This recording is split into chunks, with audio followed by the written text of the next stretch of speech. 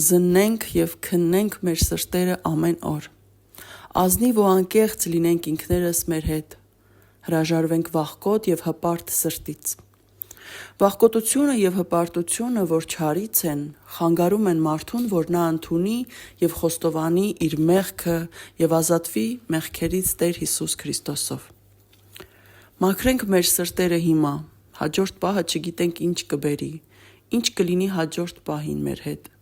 Հենց հիմա աշխատենք մեր սրտի և մեր հոգու հետ,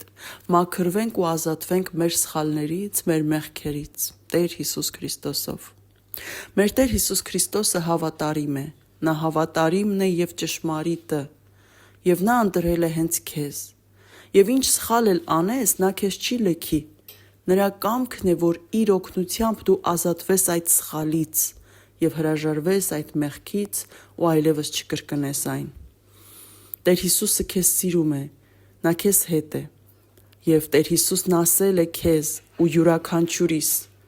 «Մի վախեցիր, ես քեզ հետ եմ»։ Ամեն օր հիշիր այդ խոսքերը, մի վախեցիր։ Ամենալավ բանը, որ կարող ես անել ինքդ քեզ համար, ընդունիր և խոստովանիր սխալներդ և Տիրոջից ներում խնդրիր ամբողջ սրտով։ Տեր Հիսուսն իր կյանքով իր արյամբ փրկեց քեզ, ահա թե որքան շատ է նա քեզ սիրում,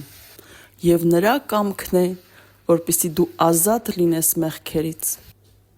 և նրա կամքն է, որպեսզի դու մաքուր լինես։